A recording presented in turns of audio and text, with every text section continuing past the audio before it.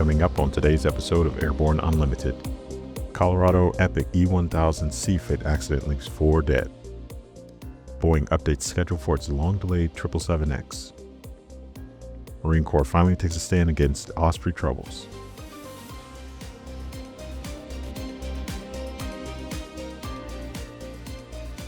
Welcome to Airborne Unlimited. I'm your host, Cam Walton. Let's get into today's stories. Colorado Epic E1000 CFIT accident leaves 4 dead. An Epic E1000 impacted terrain near Steamboat Springs, Colorado just after midnight on February 13. Authorities confirmed that all 4 people were lost in the crash and that the NTSB is involved.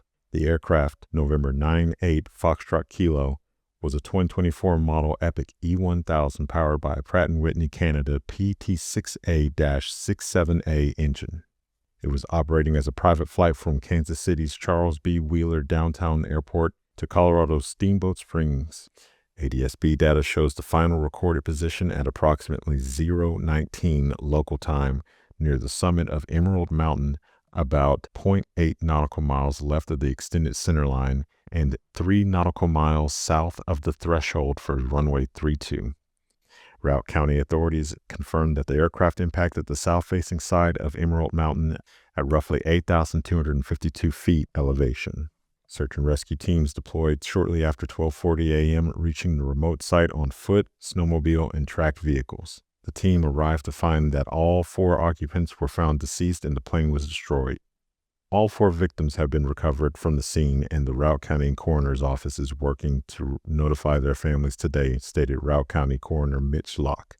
Preliminary information puts the aircraft incident into the ICAO category of Controlled Flight into Terrain, CFIT, meaning the aircraft seemed to be under control before impact. The NTSB is leading the investigation. After the break, TikTok, Canada expected to certify Gulfstream jets.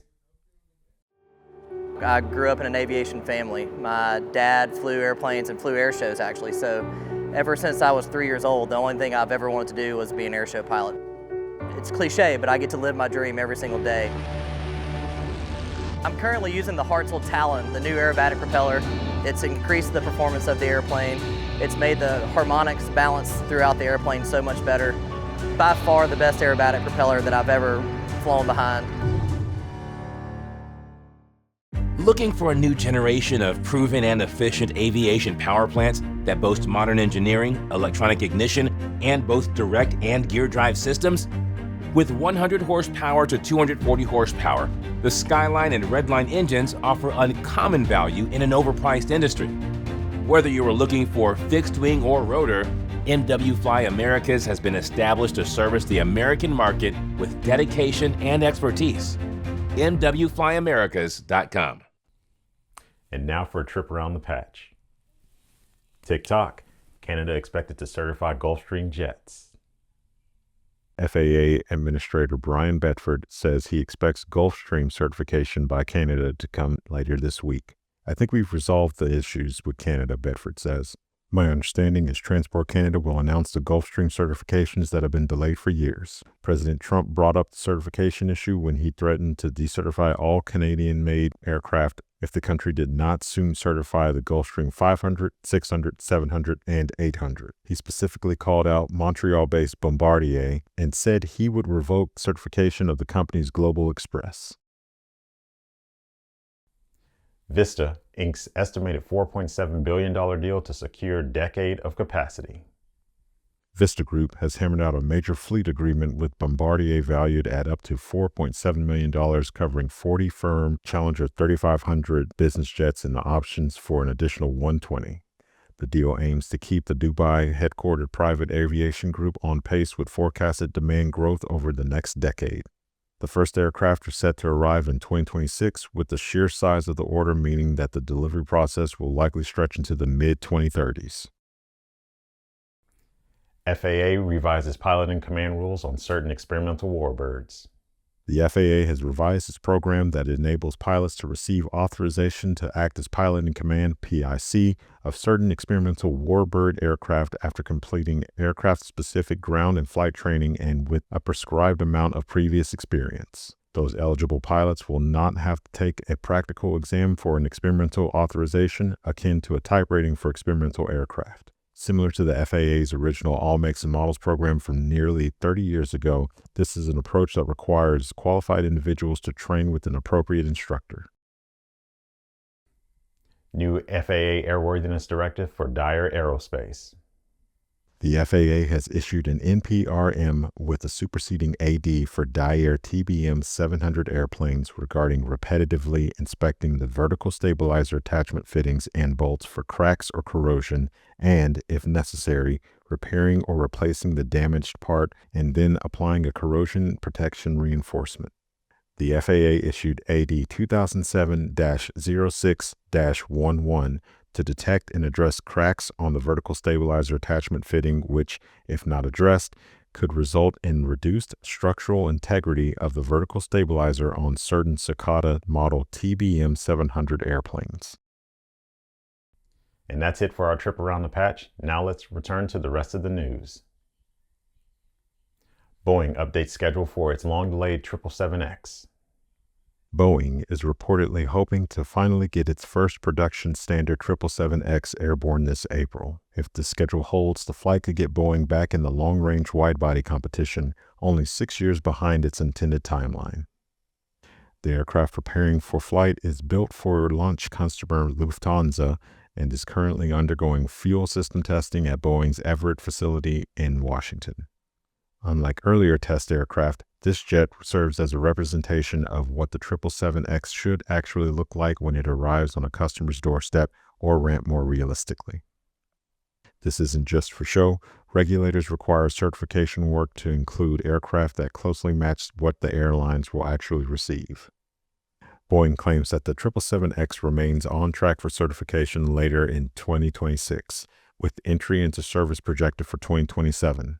That timeline still depends on regulatory approval and airline readiness, both of which have proven to be moving targets over the lifetime of the program.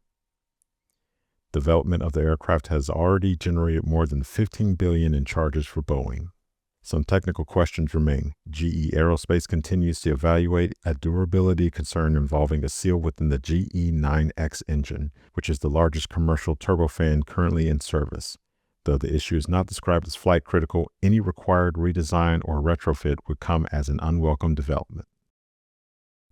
After these messages, Marine Corps finally takes stand against the Osprey troubles.